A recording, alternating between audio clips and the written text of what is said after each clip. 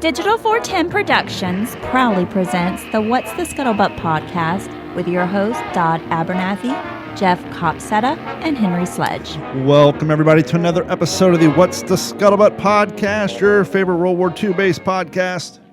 And we are back for another fun-filled night after a long night at Kids Open House because, hey, school's back in season. But we'll save that for another episode for another time. Joining us, as always, is the one and only Henry Sledge. Henry, how you doing, sir? Sorry about that. I had you muted. How you doing, Henry? I'm fine. I'm fine. I'll try to sound better the second time. And speaking of second time, joining us for a follow-up episode, we're happy to have in his return, Mr. James Scott. James, how you doing today, sir? Doing well, thanks, guys. Thanks for having me back on. Thanks for coming back. So, you've been a world traveler since you last joined us. How'd that go?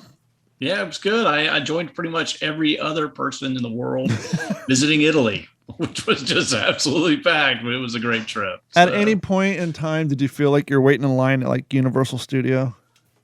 You know, the only thing is certain places were absolutely packed, as you might imagine, but It was at least having a 13-year-old and a 15-year-old. I'm just so glad I'm not back in line again at Universal Studios, having done that over and over again. So, and just think, that was probably before the acquisition and proliferation of all things Harry Potter at Universal Studios. It's insane down there now with that.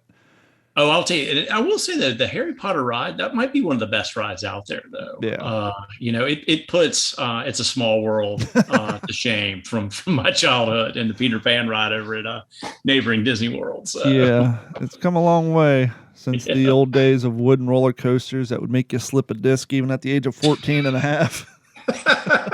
So true. Yeah. So, Henry, I'm going to let you do as we always do. Why don't you pick it up and kick this episode off, sir? Yeah, well, so when we had James on for James Scott Part 1, we talked about his second book, which was The War Below, which James, about a few days after we did our episode, I finished that book, enjoyed it very much, but we promised that to have you back the second time, we would let the rock star talk about his latest album. So Black Snow, man, let's talk about Black Snow. I mean, please. tell us, how you got to one. I mean, it's kind of cool because, you know, like Barrett Tillman, somebody whose work I really admire and really like. I got a bunch of his books on my shelf. I mean, he just did a book called 1945. Isn't that the title of it? And it's kind of that pushing into the last big push before it's all over in World War II. So I think it's cool that you've done Black Snow, which is about the super forts, hitting Japan. So I'm excited to talk about that. Oh yeah, I think Barrett's book is like I think it's called like When the Shooting Stopped. That's it. Yes. Yes. When the Shooting Stopped.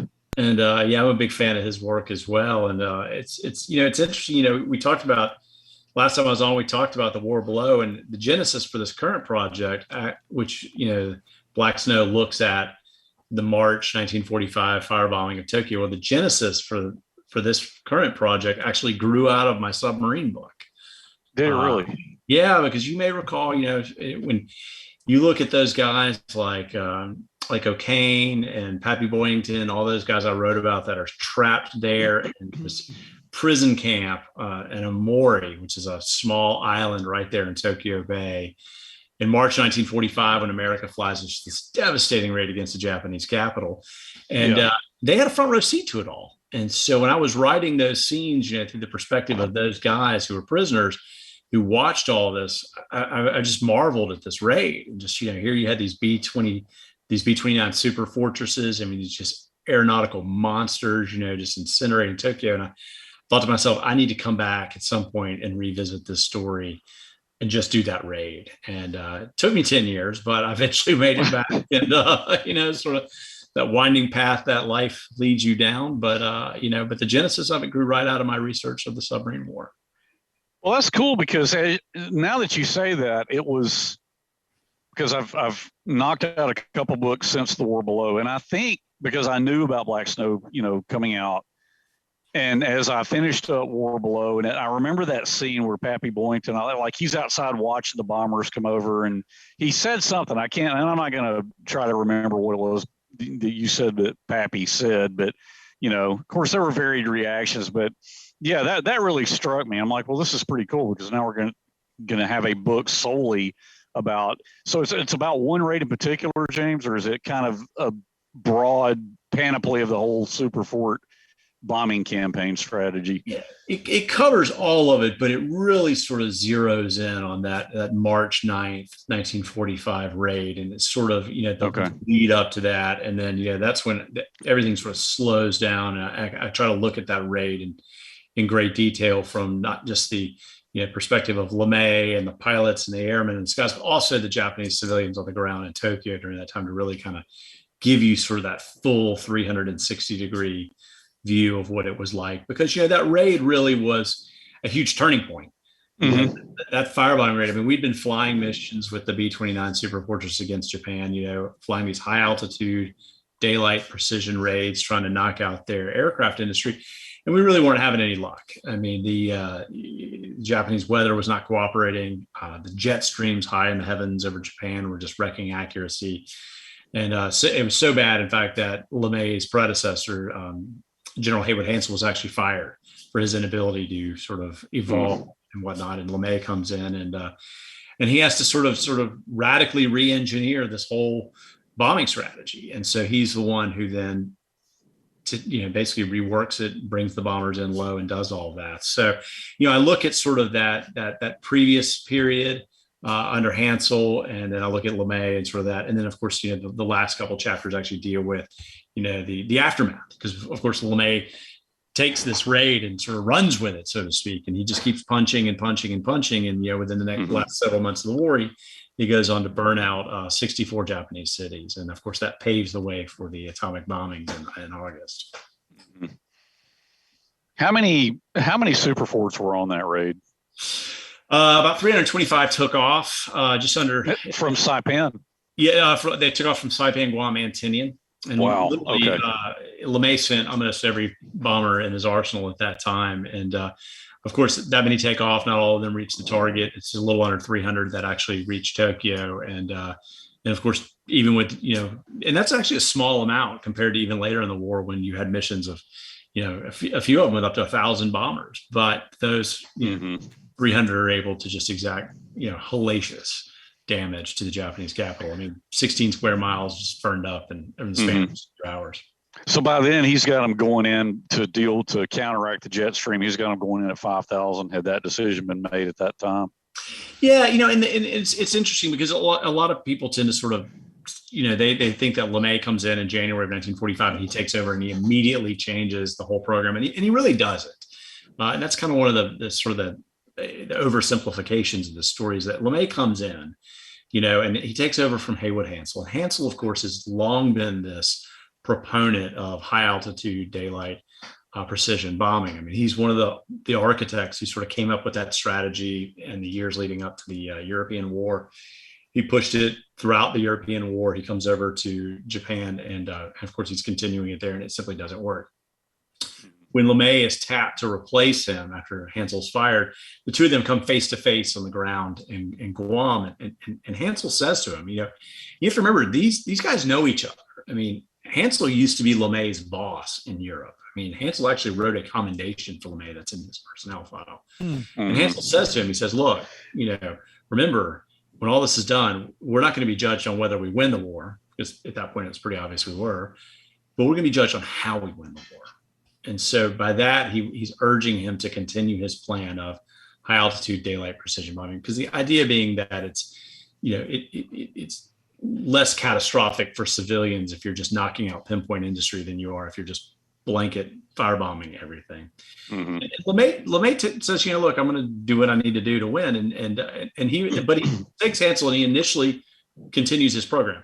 But LeMay, of course, with his engineering background and his sort of pragmatic, realistic approach to things, he starts tinkering with trying to figure out the variant in the equation that eluded Hansel. And over the course of several weeks, he's unable to do so. And that's when he makes this decision that, look, high altitude precision bombing is not going to work against Japan. If we're going to end this war, if we're going to do so quickly enough that we don't have to put boots on the ground and risk hundreds of thousands of lives and casualties by trying to retake Japanese cities, then we're going to have to sort of re-engineer this whole strategy. And that's when he comes up with, hey, we'll go from 25 and 30,000 feet down to 5,000 feet. We'll go from daytime to nighttime. We'll eliminate formations. We'll fly in one at a time, and we will switch out conventional ordnance for incendiaries, and we'll burn it all down. I'm trying to remember the date because I haven't read Black Snow yet, March but it's 9th on my and list 10th. too. Mm-hmm. Do I, Don? I believe it's March 9th. Yes, it is. So this was sunset on March 9th, arrive in the skies over Tokyo a little after midnight. all right. So this is after Iwo. About the same time. It's all going on about the same time. So Is Iwo Jima? Okay. Because I mean, well, it doesn't matter. So where I was going with that question was the horrific casualties of the island hopping campaign that had been going on through the Central Pacific, since go all the way back to Tarawa.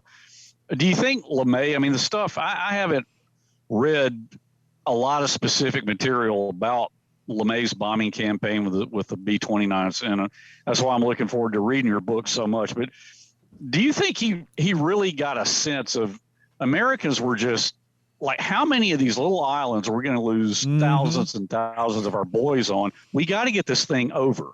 We've got them on the back foot. They're teetering. We just got to put a knockout punch in there and get it finished so we don't have to send guys like my father would have gone. 1st Marine Division was going right into Tokyo Bay. Sure.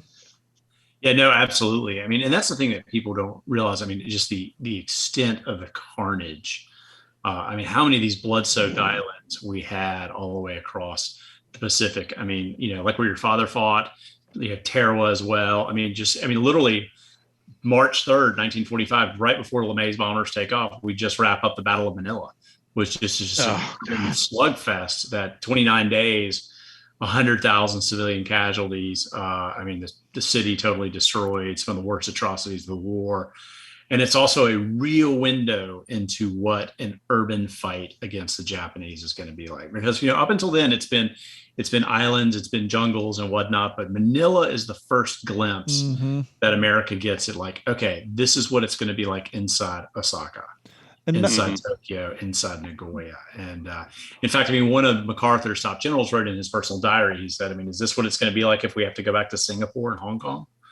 So, I mean, that idea of what, that reinforced the need to end this war by bombing. And of course, it's important to remember too, at this point in the war, I mean, Americans are pretty fatigued. Yeah.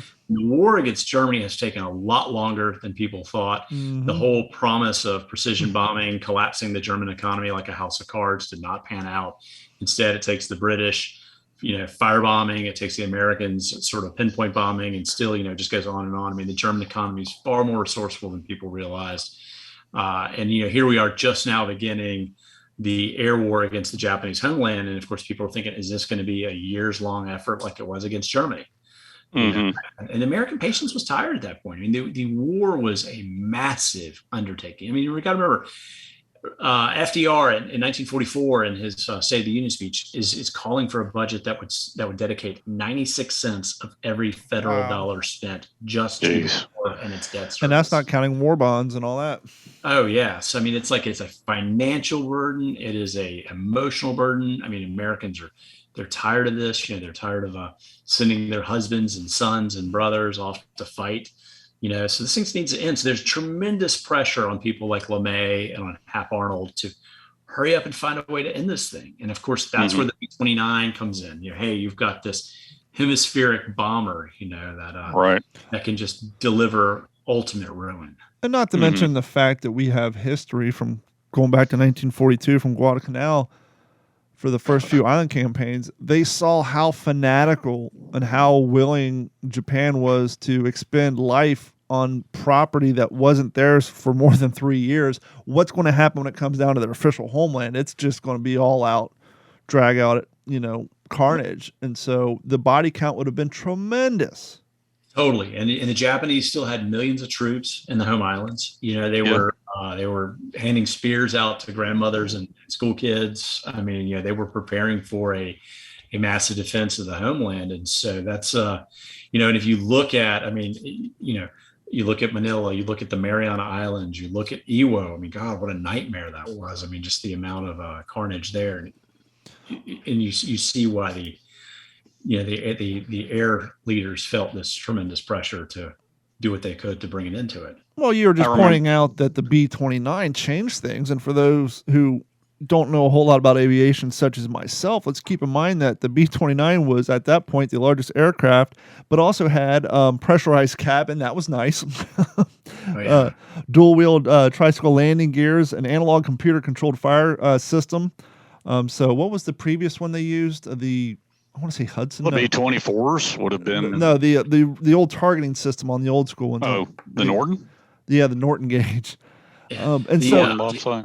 Yeah, I mean, the B-29 was like, I mean, it was the Rolls Royce. At least it was pitched that way as the Rolls Royce of the skies for aviation. I mean, it was, far bigger than the Flying Fortress, which gave it its name, the Super Fortress. I mean, it was maybe 55,000 parts, 12 miles of wiring. I mean, it had a tail that rose up the height of a 3-story building and a wingspan larger than the Wright brothers' first flight. I mean, it was just and it was designed to bridge these vast distances. I mean, it could fly 4,000 miles. And that's important for people to remember. I mean, you compare the bombing raids over Europe. I mean, okay, you could take off from an airfield in England, hit Berlin, and come back in about 1,500 miles. 1,500 miles gets you just one way from the Mariana Islands to Tokyo. Okay. And same every Europe, if something goes wrong, if you get a bunch of flak damage or fighter damage and engine trouble, whatever, and you have to bail out, you're coming down, hopefully might be picked up by friendly, locals in an occupied country. But worst case scenario, you're coming down on land, in the Pacific until we get Iwo, you're coming down in a vast, dark, unforgiving ocean. And so, I mean, it's just it's a whole different beast when you get out to the Pacific. And of course, the B-29, for all the hype, I mean, all the money, I mean, it's the single most expensive weapon system of the war, and people forget that, the B-17. $3 billion. Oh, yeah, 3.7. I mean, the B-17 had several years before the war to work the kinks out. B-29, the first ones roll right out of the factory and go straight into combat. And just tremendous conditions, and of course that's when you realize all the problems with the plane. What you guys just touched on, the expense of it, because I have read that it was the most expensive weapon system ever developed. It'd be $54 billion today. Yeah, and let me just pause real quick. 40 engines, or well, I mean, it was everything about it. Everything. Well, you got your pressurized systems. I mean, when you pressurized, okay, so I mean, just to give you an example, like when they pressurized those cabins, they had to figure out a new gun control system to be able to work, because no longer could you just sort of hang out of a plane and shoot. I mean, everything had to be. I mean, they had to have a computerized tracking system for the gun, right? And so it just, I mean, everything about it was revolutionary at that time, and of course, it was put into production before they ever even knew if it could fly. So of course, we end up ordering about 4,000 of them. And in order to churn out that many of them, a lot of them were built at several factories around the country, but the dominant factory, one of them was in Kansas. The federal government built a brand new city in Kansas called Plainview. Wow. I mean, it had elementary schools, it had movie theaters and everything, just to house this army of workers needed to put together this aeronautical monster. So it really, the atomic bomb only cost $2 billion. That's what I was going to say. The entire design and development of that plane was $3 billion, whereas Manhattan was $1.9 billion. And it was a deal compared to the bomber. And I have to roll back because I know when you compared it to the Rolls Royce, we had listeners like cringe. So let's just say it was the Duesenberg of the day. Yeah. It was a doozy. So I'm just thinking like pricey, expensive vehicle, not talking about Rolls Royce engines and things like that. Using it as a generic, I should say. Right. It was a doozy. Yeah. Now, when it came to the plan and preparation for this raid, obviously they had no control or no prediction of the high winds that would help the final result of the firebombing. But did they actually take in consideration the amount of tinder and building materials that these Japanese cities were made up of when planning this air raid? Yeah, and it's a great question. It's a good point to touch on too, and an opportunity to kind of digress a bit because LeMay gets all this credit as the one who sort of shifts gears and starts to firebomb Japan. But of course, that didn't happen in a vacuum. Mm-hmm. So I mean, it's not like LeMay just decided to do this and it was all there. I mean, there was great inertia moving in that direction, really, since even the outbreak of the war. I mean, the very beginning of the war, I mean, America realized that we did not have a very good flame weapon, a good incendiary. So, I mean, that led, to the development of the incendiary bombs that LeMay would ultimately use, which led to the creation of napalm, which was first tested on the campus at Harvard. Meanwhile, as, engineers are developing that, war planners are analyzing what makes Japanese cities so vulnerable to fire. And of course, it was easier for folks then than it is for us today to recall. But literally less than 2 decades before the firebombing, of course, a massive earthquake hit Japan at Tokyo and Yokohama and led to a huge fire in 1923 that burned up most of the capital. Oh wow! And of course, that revealed sort of the great Achilles heel of Tokyo. It's just how flammable of a city it was because, the Japanese, you think of Tokyo today, it's the steel and glass high rises, it's Tokyo Vice, et cetera, lost in translation. But the reality is back then it was a sea of 1- and 2-story wooden buildings, sliding screen doors, things like that. I mean, totally flammable. And of course, crazy density. I mean, certain areas of Tokyo, 135,000 people per square mile. That's insane. So before LeMay ever even comes on, American war planners are sort of piecing through all this information. And they go so far, in fact, is to track down the insurance adjusters for foreign businesses who had worked the 1923 earthquake and fire to get a window into just the flammability of it all.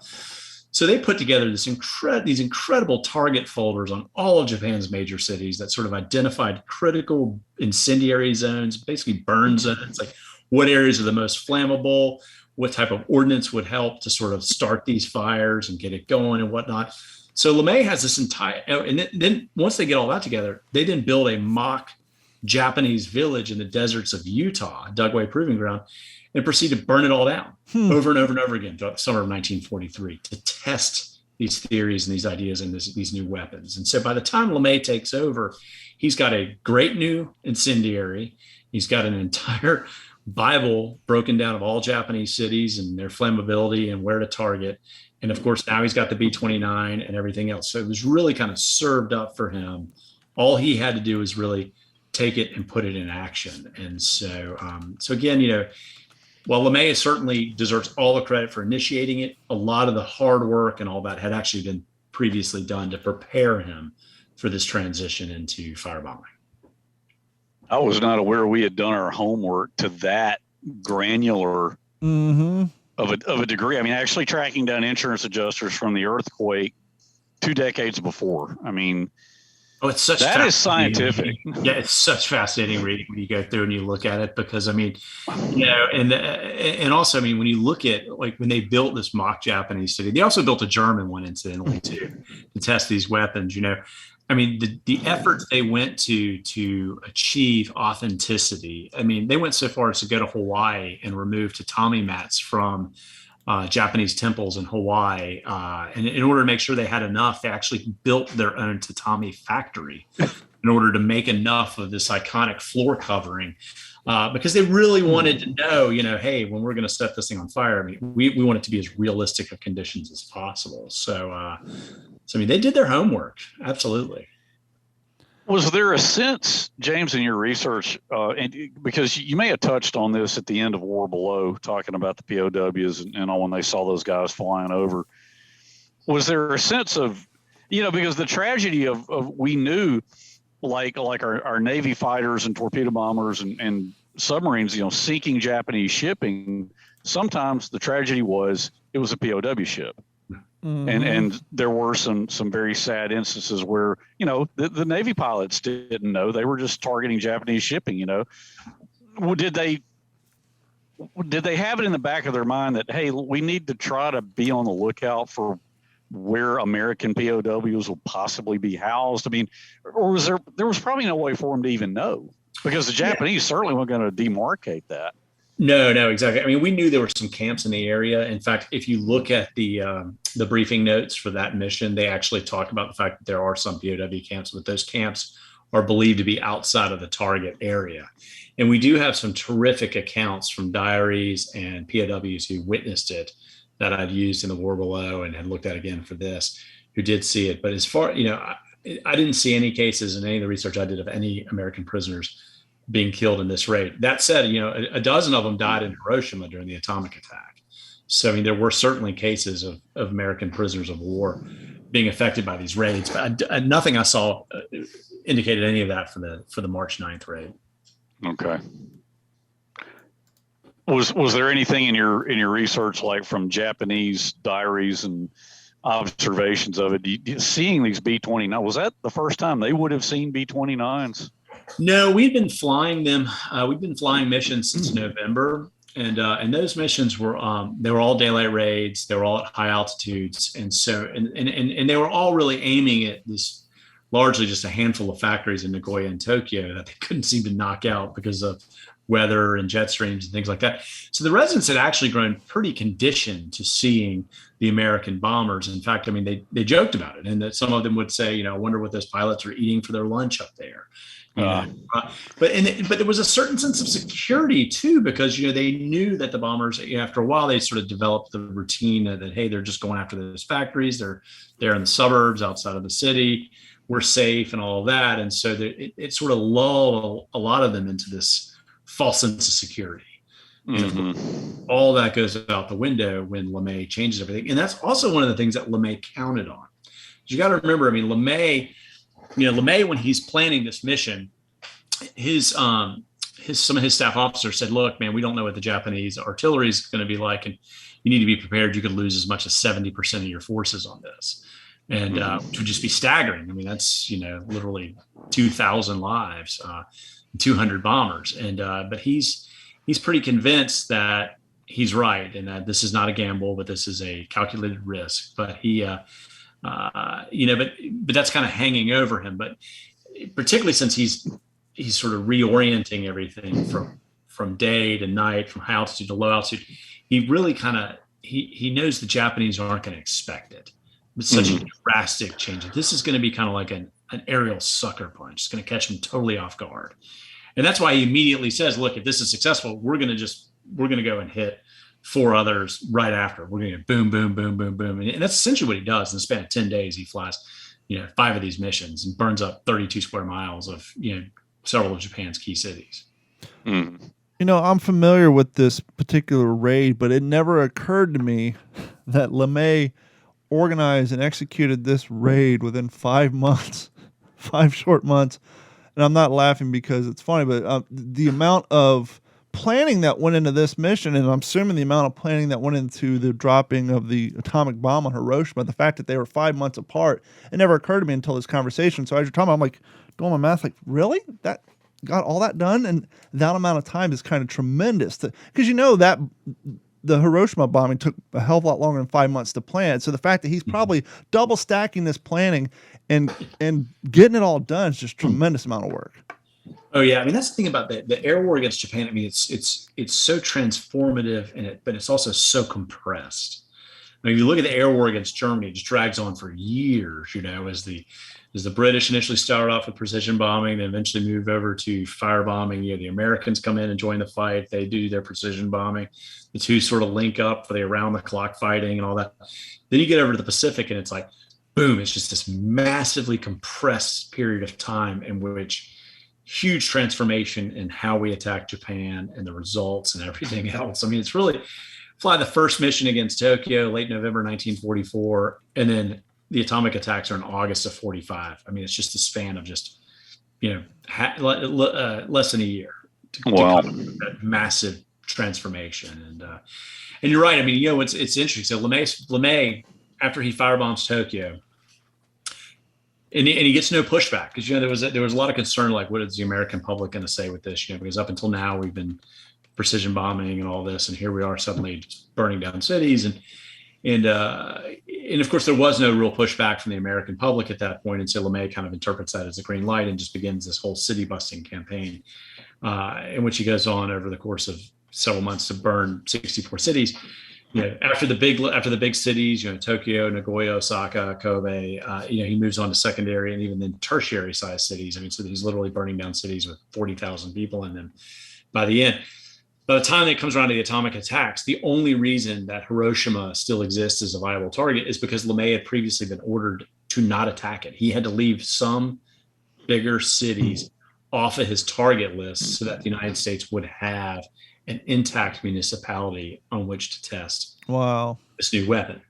Because, at that point, LeMay's burning down cities of like 30,000. Hiroshima would have long since been destroyed. Yeah. Right. Otherwise, so it's really, and that's, LeMay was one of the ones who he didn't think the atomic bomb was necessary. He was a good soldier. He was going to go along with what his orders were, but, he was very clear that, look, hey, we'd burned through most of their cities. It was kind of gratuitous. And part of that's probably professional jealousy. He'd worked really hard to pioneer this whole thing, and he knew that the atomic bomb, the new technology, was going to sort of steal the spotlight. And of course it did. But I'm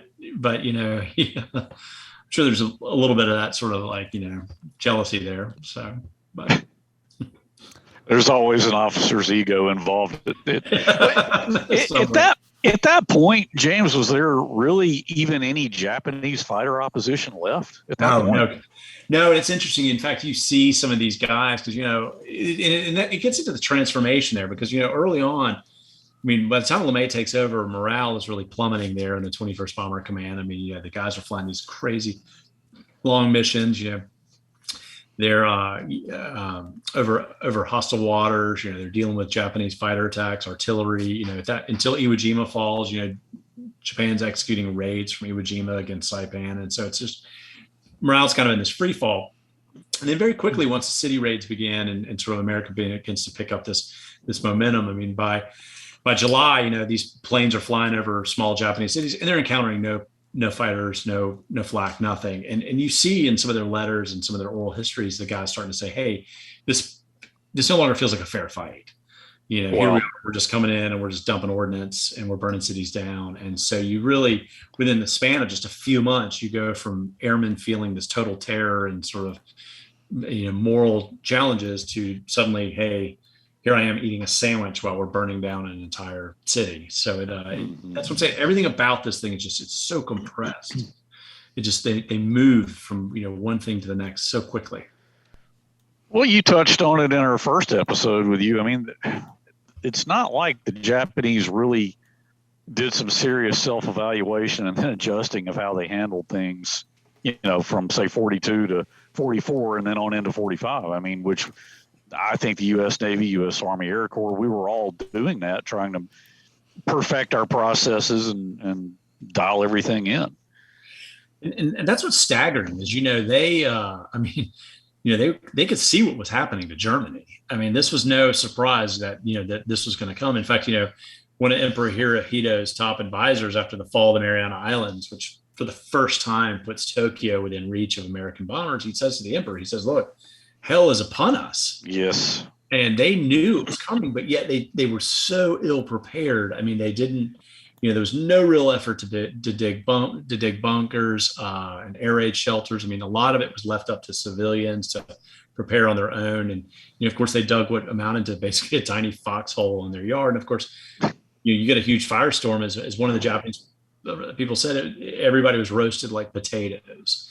Their few concrete buildings they had, like schools and train stations, initially provided some shelter, but eventually the glass and the windows melted and the sparks got in and people were incinerated inside of those. Japan didn't bother to cut any fire breaks through its dense cities. It didn't bother to up its firefighting services. They still depended on neighborhood groups to help put out fires, with bucket brigades, with brooms and bags of sand, so that could fend off a napalm incendiary. It was just, it's like so much. There was so much that could have been done that simply wasn't. And it was just this, like, they had their head in the sand. Here's, Hamburg's burned in July of 43. Hello. All right. It should have been a huge warning, so it's really almost 2 years later, almost, before Tokyo gets burned. There was plenty of time to have actually taken steps to evacuate your cities, move people out. And they did some of that. They did move children between the ages of 3rd and 6th grade out of the cities. But, beyond that, I mean, they should have done a lot more. Absolutely. Mm-hmm. His name is James M. Scott. His new book, Black Snow, Curtis LeMay, The Firebombing of Tokyo and the Roads to the Atomic Bomb, is currently available for pre-order. The book comes out on September 6th. So head on over to Amazon or anywhere fine books are sold and go ahead and pre-order James's book. James, thank you so much for coming on and following up and bringing us some much-needed information about the firebombing and Curtis LeMay. And hope to have you on here again soon. We're going to go ahead and let James hit the road and get things done. And Henry and I will continue on and bring you some more quality entertainment. So, James, thank you so much. And before you go, you want to get your plugs out there? Yeah, thanks, guys, so much for having me on. Like you said, it's book's available for pre-order. Check it out, Amazon. You can also go to jamesmscott.com. Again, jamesmscott.com. So, Don, Henry, thanks so much, guys. Always a real treat to be on with you and your listeners. Hey, thanks a lot. And as always, every episode of the What's the Scuttlebutt podcast, you can find the accommodating or the coinciding episode over at WTSPWorldWar2.com. That's where you can find all the pertinent links, photos, cute things, and what have yous. And while you're there, go ahead and click on that Patreon link and subscribe. It'll only cost you $1 a month. That goes a long way to help support what we do here at the Digital 410. We don't have a lot overhead, but we do have some. And so for every little dollar you guys help donate, that goes a long way. And Henry fella, how you been, sir? Well, doing okay, man. Just trying to keep the fires burning, so to speak. I'm glad we were able to have a good show tonight. I know, last week, of course, stuff going on, we were not able to have a show. So, well, I think we'd be a little remiss, especially that this podcast oftentimes finds itself up to its elbows in the swampy waters of the South Pacific. That the air date today is August 8th. We all know what yesterday was, so maybe we should get a little bit into some Guadalcanal talk a little bit before we wrap up the show. What are you thinking? Yeah, I was actually about to say, is that Lunga Point, the guys going across Lunga Point? That is one of my favorite pictures from World War II. I look back as if I have his picture, but I'm just looking at a green wall. I don't know. It's all green.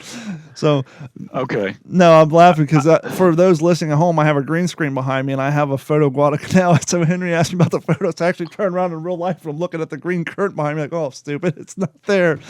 But yeah, I believe it is. That is a fantastic photo. That's second only to my favorite, which is the famous photo of your family friend, one Sid Phillips, urinating on a palm tree. Yeah. As they got off of Guadalcanal.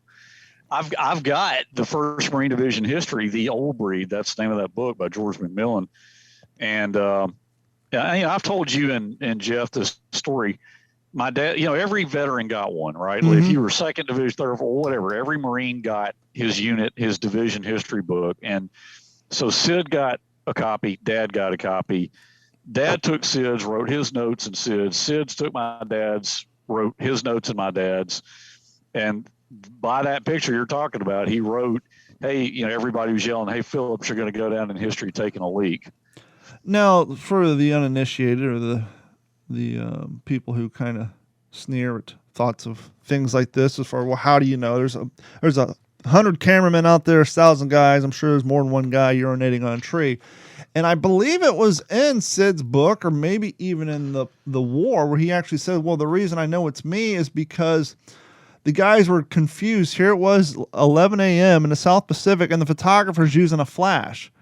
And somebody said, hey, Mac, what's with the flash? Because when you're standing out in the jungle and a flash goes off middle of the day, it's going to get your attention. And he said it helps to minimize the shadow. So even though and so they knew that he just took a picture because they're all sitting around and a flash goes off in the middle of the jungle. And that's how they knew to tell Sid, oh, hey, he just got a picture of you up there urinating because of the flash bulb that he used in the middle of the Guadalcanal jungle at probably 9. Yeah. Well, no, the land. Yeah. Probably 10:30, 10:45 in the morning time. I'm trying to look, Don, and find the actual. I've got the book right here. Can you see that? Okay? Oh yeah, that's a beaut. Hold that back up real quick. I don't know if you ever noticed that. Hold that back up to the light. Okay. When you held it at a certain angle, it almost looked like the material on the book was in the herringbone twill pattern, like the uniform shirts. It is. Is it? So that's because it looks dark until you angle it. So that's very cool that they use the HBT material for the cover on that. But I want to find that actual. Here it is, page 90. Wow, that's a quick find. Good on you. So, yeah, I'm going to read the actual text. It says, relief moving up. Men of the 7th Marines take a break before going forward to relieve another Marine unit. Sid, I'm going to show you this. Sid, as best I can if you can see it. Sure. Sid wrote in his own handwriting, no, H21, 30 minutes after landing on Guadalcanal, August 7th, 42. And then up here on the next page, he says, I was told somebody had just taken our picture and, quote, Phillips, you're going to go down in history taking a leak. So let me, that's where the part about taking the leak is written. And then the other stuff, I know it's hard to see on my. No, it's great. It's so funny. You have a couple of guys down front. They're mopping their brow. Their helmets are off, and it's almost like a perfect crescent moon. They're sitting up like 50 yards out in the opening, pissing on a tree. Yeah, I mean he's labeled a bunch of these guys too. It's kind of hard to see it, but yeah, man, that's a great picture. I mean, this thing's a treasure. It's got notes from my dad. It may be worth it to try to one day sit down and decipher the names of the people he has listed in that photo, and maybe we could publish an unofficial. Here's according to so and so, because there may be some people out there who don't realize that their great grandfather's in there, their grandfather's in there, and well, the way he did it, like he's got the guy sitting on a log facing him, he labels him as Skip. Oh, okay, I got you. And he's got a guy named labeled Lucas, and then just to the left of Sid is Doc. And then it's really hard. Beyond that, man, it's pretty tough to see. No worries. But yeah, I mean, this thing's a treasure. It's got my dad's notes. It's got Sid's notes. I mean, I love that book. We've often talked that during this time in the war, part of the reason that one of the key reasons that the Marines were sent down there is thanks to World War I. At that point, the Army was in quote unquote no fighting shape.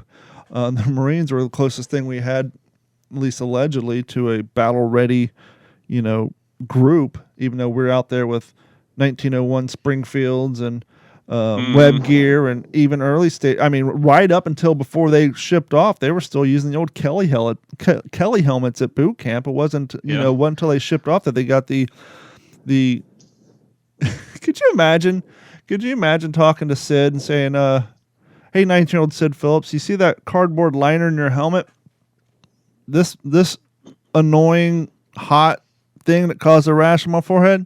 Yeah, that thing in a worse condition, 85 years from now, will be worth about $3,000. Meanwhile, they're probably just kicking them down the beach and everything else, but they're out there with their holly liners and their, early gear, just fighting everything they have with outdated equipment until the end of Guadalcanal when the Army came, and along came the M1 Garens. But as we know, a lot of the old breed, they did not want to give up their 1903s because they got so proficient with them. And I mean, and even to this day, when you see sharpshooters, they're using bolt action rifles, and there's a reason for that. You just have a better long range accuracy. But, when you're trying to move troops quickly, as we've talked about in the past about, Chesty Puller and rightfully or wrongfully how quickly he was trying to get men across areas to achieve their objectives, it's a lot easier to do when you can lay down 8 rounds in half a second or, a second and a half. As you're talking, Don, I mean, it just occurred to me, if you want me to, man, I can read a few of these notes that Sid wrote. Oh, I think our audience would be tickled. I was going to say pink, but then I wanted to go with the sage green of Herringbone's will. Oh, yeah. Well, there is no greater color. So he wrote here, breakfast, 2 hard-boiled eggs and shells and 1 small apple passed out by Navy and wood apple crate on deck, galley closed. Come a long way from the distant futures of people getting steak and eggs before they make amphibious landings. Yeah. He says, we'll never forget cruisers all right behind us, firing and rolling from recoils, salvo after salvo, engine stopped. I remember talking to him about that because when the Ken Burns thing, the war came out in 2007, my family and I went down to Mobile. Of course, my dad had been passed away since '01, but we knew the whole story. Ken Burns came into town. He chose Mobile because of the sledge connection, and then he met my brother, and my brother said, well, my dad's best friend is Sid Phillips, who lives down the road in Theodore, so that's how Sid Phillips came to be in the war. Sure. But when the war premiered, they had a premiere obviously in every city that they profiled, but there was one in Mobile, and so we went down there for it. Hung out with Ken Burns for a couple of days, Sid and I spent some time talking, and it was really cool because I hadn't seen Sid in a long time, and so I had become passionate about my dad's history and all of this. And of course, been to Peleliu in 1999. And so I had learned, I'd read this book. I've read this book three times, I think. I need to read it again because it'll help me with my book. But Sid it was really cool to sit there and talk to him about some of this stuff. And I remember the thing about the cruisers lined up behind them. Every time they'd fire, the whole vessel would kind of roll from the recoil. And it was kind of misty and foggy. And of course, it was all the cordite fumes and everything hanging in the humid air. Here's a question I have. I don't know if I've seen it documented anywhere. I mean, I know pilots suffered from hearing loss because of the lack of insulation in the planes and all that, just loud ass engines. Mm-hmm. Did your father or Sid or any of their friends suggest or speculate that did any of them suffer from early hearing loss and as they got older, that they may have contributed to the mortars? That is a really good question, and I will answer it by saying, as I went through my dad's unpublished material, and this is the second book of the manuscript right here, and you can see yellow stuff. That's all unpublished stuff. But that's pretty early. That's still during the Peleliu campaign. But when I was going through the Okinawa part, highlighting what didn't get published, and with the old breed, he talked a lot about undergoing, and some of this stuff I can't believe they didn't publish it, Don, because he just talked about, on Okinawa, Peleliu was bad, but Okinawa was just, they went through some Japanese mortar and artillery barrages that, he said literally left him, all of them, not just him, just dazed. Yeah. Utterly dazed. And he did not have bad hearing. My dad, his hearing was really good until the last couple of years of his life. Because not only are they firing off mortars, but in those situations, they got all those rifles, machine guns, just everything, just pop, pop, pop, pop, pop, pop, pop. And, things were a lot louder back then. And plus you're just shooting mortars off. It's just, you would think after a while, but that's great to hear that they didn't seem to acknowledge any long-term effect. Here's a question I doubt you can answer for me, and hopefully somebody in our ever-growing vast audience worldwide, by the way.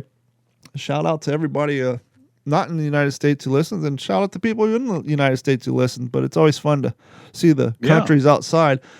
Absolutely. Have you ever, in all of your research, my aforementioned love of the M1 helmet, you got guys, especially in the PTO, they're sitting under trees, a lot of times out in the open, on the edge of banks, and downpours and monsoons. Have you ever seen a report or heard any witness of anyone being struck by lightning while sitting out in the rain with a steel pot on their head? I have not. I didn't know if maybe the fiberglass liner provided insulation, but you would think after hundreds and thousands of guys sitting outside, whether it's in the Pacific or the European theater or Africa, I have not heard a single report or seen a picture of a helmet that was struck by lightning. You would think the odds of that with all those guys, hundreds of thousands of young men with those things, the odds of that happening are pretty good. I didn't come across anything going through my dad's manuscript on that. I can't remember. I think it may have been in Helmet for My Pillow, which, by the way, I was going to save until what you're reading. I've started reading this again. Good. I love that book. Was it in this or your father's book? I think it was in Helmet for My Pillow that their buddy got crushed by a tree stump from a mortar strike or a rock. I think it may be in Helmet for My Pillow. I think it's Helmet for My Pillow. And you know what? You have inspired me because I'm about to finish. Damn it. I meant to bring it down here to answer the what you're reading part. I left it upstairs. I'm about to finish a little book on the air campaign, Marine fighter pilot. And since this is the anniversary of the start of Guadalcanal, or, yesterday, I think I may reread Helmet for My Pillow. Well, the reason I've been reading the Last Voyage, and to be honest with you, I I found it interesting, and I'm going to finish it, but it got to the modern day where they're actually looking for the ship. And then real quick before I get into why I started reading Helmet from My Pillow again, you want to talk about a family that was destined for fame. The captain, and I don't want to try to pronounce his name without the book in front of me because I'll slaughter it. The captain, obviously, ship went down, made history. But his one son grew up, became an engineer, was one of the two people who invented the Polaroid camera as we know it.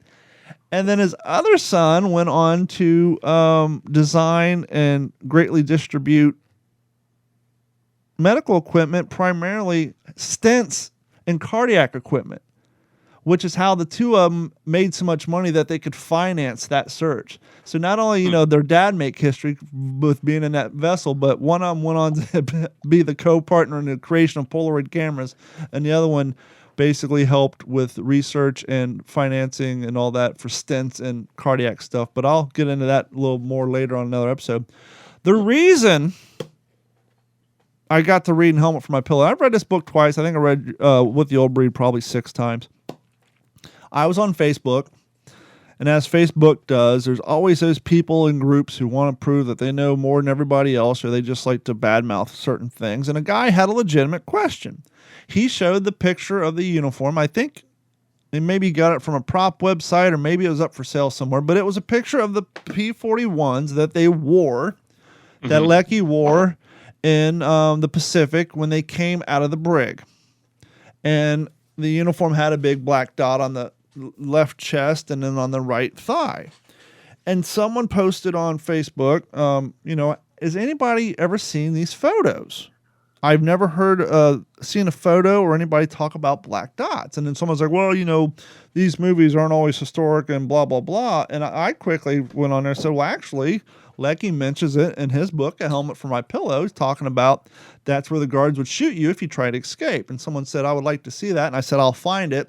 And I quickly found it. But the original poster thanked me, and he went and found the PDF. But anyhow, so after reading through 3 pages, skipping around trying to find that, I was reminded of how eloquent of a writer Robert Lecky was, because he had that writing background. He was a writer in the sports book. And his adjectives, his descriptions, his way of just explaining the most minute thing, like at the very beginning. And I, before the show, I'm like trying to Google, like I'm trying to find like old school, which they don't exist. Maybe somebody in Sid's family might have one.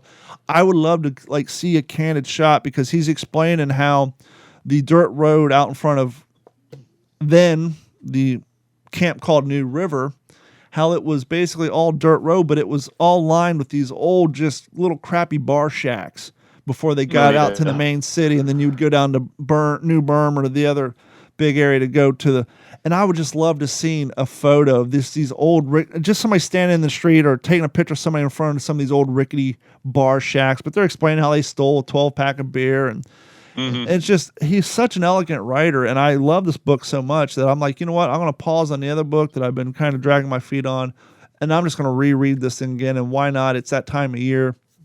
And so if you guys haven't read, I'm sure most of you have, but if you're new to the hobby, or you just dipped your feet into this World War II thing, maybe you're ETO type guy and you're new to this podcast, I think Henry, Jeff, and I would strongly suggest Helmet for My Pillow needs to be added to your at-home library.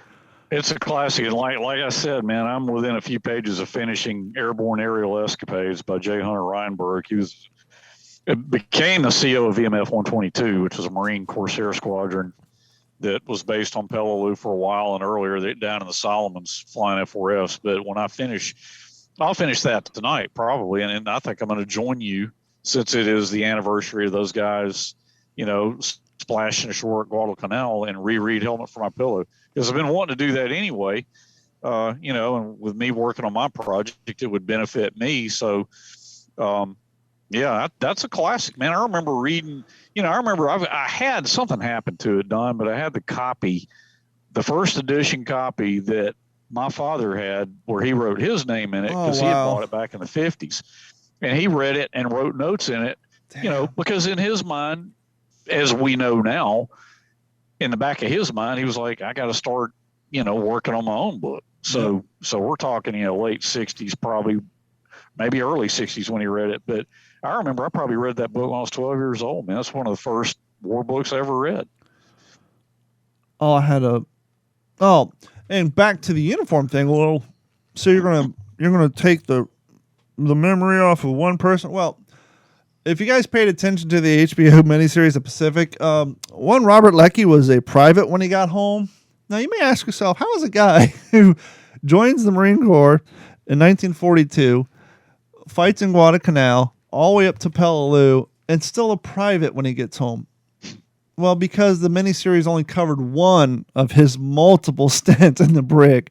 He is probably in there between 4 or 5, 6 times. Because I think probably 4. Was it that many? Really? It was 3 or 4, because he mentions at the end, that's part of the reason why he left the Marine Corps as a private, because he was in the brig so much. He was in the brig so much, he became mayor one time. You're like, mayor? Yes, he actually goes through and it's been so long since you've read it, you probably forgot. He actually goes through the hierarchy of the brig mayor.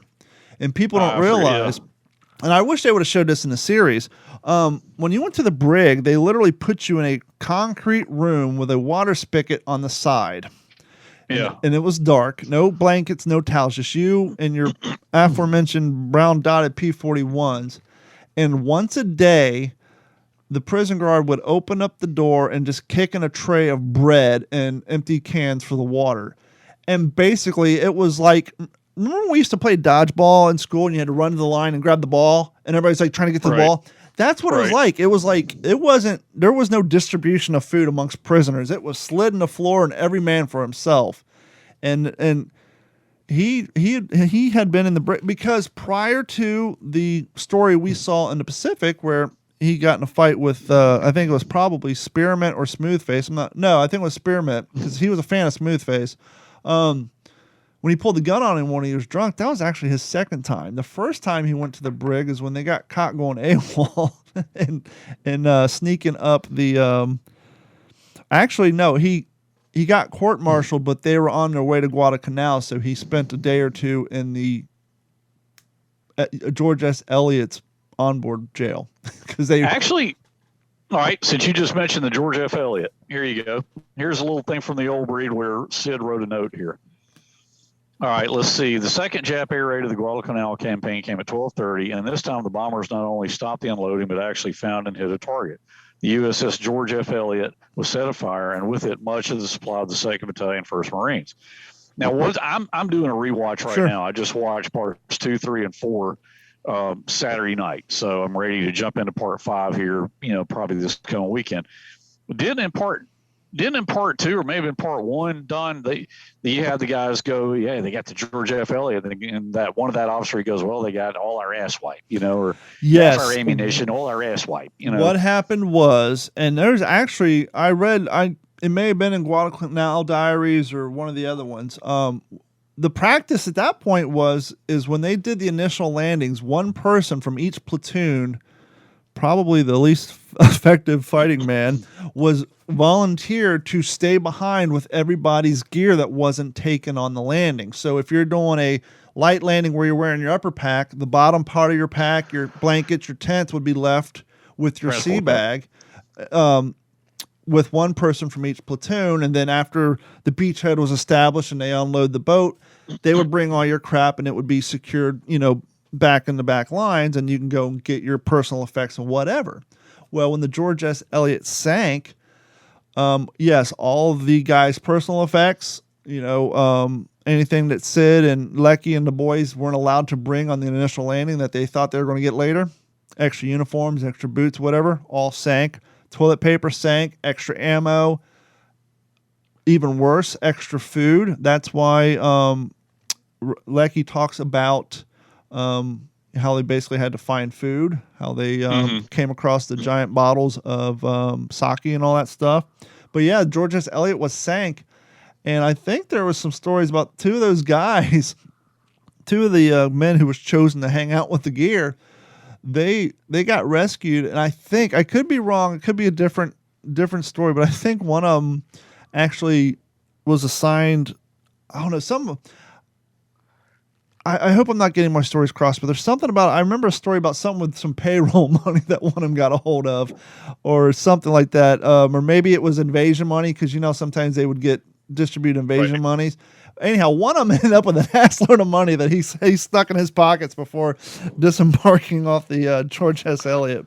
But yeah, everything was lost. Everything was lost. Here's your little note written by Sid here for the George F. Eliot. 2nd Battalion troops cheered the news that the, quote, rusty box was sunk, quote unquote, with little loss of life and would never have to ride that thing again. Could actually hear the cheers as news went through the battalion in the jungle. That was before they realized all the crap never made it to the beach. Yeah. Yeah, I'm guessing you're right on that. Yeah, so much. I mean, Guadalcanal was just such an interesting campaign, as portrayed in the series and in the books. The landing was uneventful. They were able to land and kind of, oh, well, if this is war, this is good for me, and kind of built some, what's the word? Camaraderie. No, camaraderie. Esprit de corps. No, I'm thinking more of when you get used to something that you take it for granted. It's and then you become jaded. Whatever. It's not that important. Complacent. Kind of build some complacency. Oh, this is going to be easy. These guys, we're going to walk right through these guys, and then 2 days later, you find yourself at Alligator Creek with a bonsai charge up your face. So it was such an interesting campaign, and the fact that it was. People don't realize too, unless you study the PTO. Once again, the proverbial the Marine Corps landed on August 7th, 1942. And the war, as we mentioned with James earlier, didn't end until 1945. Our active, and look how much changed. Our active participation, not counting Italy or Africa, but our active participation in the liberation of France and the snuffing out of Germany didn't actually take place as far as ground troops or large-scale invasions until 1944. And the boys in the Pacific were still going at it. That's why there was no cheers spreading across the island when VE Day was announced, because they knew their war wasn't over. And as kind of we were talking about earlier, when the war in Europe ended and we were still fighting in Japan, as we talked when it came to Dick Winters, he thought, well, surely the 101st is going to get out and fight Japan. So he stuck around, tried to extend his career and hoping to train and thus jump into Japan. But luckily for him and everybody else, that battle never came to fruition. But so definitely read Helmet for My Pillow. I need to break out my box set of the Pacific again. Oh, I'm loving it, man. But what do you got going on? What you reading? Well, so like I said, got this thing coming up about VMF 114 on Peleliu. And so I got this book several months ago, and we all do this, I guess. We'll get a book, put it on the shelf. I may not touch it for months, but we'll get there because you're in the middle of other books. A little book, 165 pages long, by J. Hunter Reinberg, called Aerial Combat Escapades. And it's not a long at all, but he flew F-4F Wildcats in the Solomons, and then in the New Georgia campaign, which is just up the slot from the Solomons, and then he flew Corsairs off Peleliu and VMF 122. A great book. I mean, he just had several shoot downs, had some close calls. Just if you like the aviation stuff like I do, you can't get enough of it. But it's just a great little book. In the Helmet for My Pillow, that's where I got the quote. I can't remember if it was Chesty Puller who said it, or who, but there was a famous quote that he quotes in here because he's talking about his multiple stints in the brig, that if you give me a platoon of brig rats, I'll conquer the world. Because brig rats are basically in the brig because usually they weren't in there for committing a super heinous crime. Obviously that happens occasionally, but most of them are just in there because they're independent thinkers. They didn't want to be told what to do. They went out and they didn't follow orders. And those are the type of guys you want for like special missions, behind the line type stuff. And so But yeah, that's a thought process for sure. Yeah, but you got anything coming down the pike you want to plug? Yeah, I've kind of taken a break on doing that, but I'll plug a few things here. So tomorrow night I'll be on Sarah's show. That's History Behind the Page. History Behind the Page. She was kind enough to ask me to come on, so always honored to be asked. So I'll be on her show tomorrow. Wednesday, World War II TV with Paul Woodadge. Nice. That'll be my third time on there. With Damon Stout, the guy that I'm collaborating with on the documentary film about his cousin Cowboy Stout, who was the CO of VMF 114 that flew off Peleliu. So we'll be on World War II TV Wednesday. And then, man, actually, I got a call. This is a pretty cool thing. I got a call Friday from my buddy Jeremy Collins at the World War II Museum, and they've invited me to be on a panel at the International World War II Conference with Richard Frank and Saul David. When is that? November 17, 18, and 19. Now, are you going to be there in person, or are you going to be there? Oh yeah, no, they'll Zoom? be there in person. They're gonna. Yeah, it's going to be great, man. I mean, so because Saul's book Devil Dogs is about K-35. It drops on the 15th of September. And I wrote the foreword to it because he let me read the manuscript, and I had some suggestions and things to add or whatever. And so did Richard Frank, by the way. It's because of Richard Frank that Saul reached out to me. But yeah, Saul and I have been in touch talking about that. The book, he invited me to one of his book launches in London.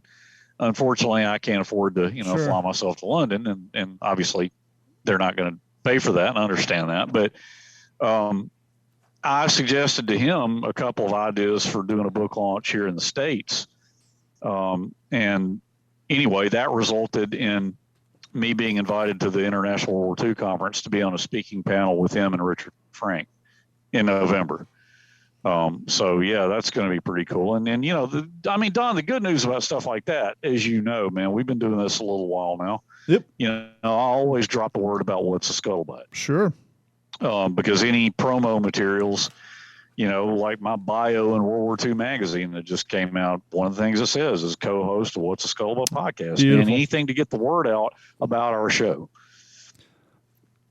And you're doing a wonderful job at that. I'm looking forward to seeing you on Sarah's show, and we'll probably have her back on our show here again soon, too. Yeah, we'll have fun, man. But I think it's going to wrap up the abbreviated episode. We're only about 20 minutes shy, but that's going to wrap up the abbreviated episode of the What's the Scuttlebutt podcast. I'm exhausted. As I said, I basically got off of work, picked up my kid, took her to her freshman orientation at her high school. That was a cluster. And then raced home. I bet. And so that's going to wrap it up for this episode. We want to thank everybody for their continued support of everything we do here at the What's the Scuttlebutt podcast. If you're new here, thanks for sticking around, and you can go like, subscribe, and listen to us on Apple Podcasts, Spotify, Stitcher, Google Music, pretty much anywhere fine podcasts are found. And we don't say it enough. If you guys are listening to this in the Audible format in your car, that's fantastic. But we do stream live every Tuesday. So as we're recording this, we are streaming live on YouTube, Facebook, and Twitch. And so if you ever want to see what our pretty faces look like, you can head over to youtube.com, look for Digital 410, like and subscribe. You can watch all the old video content plus some of my World War II reenacting content. And then you can join us live in the chat every Monday at 9:30. That is Monday at 9:30. Tuesday is my other podcast. But you can find that on YouTube, WTSPWorldWar2.com. Speaking of which, we want to hear from you. You have any topics, ideas for the show you want to come on and contribute, please email us at info@WTSPWorldWar2.com, and we will talk to you all next week. This has been a Digital 410 production.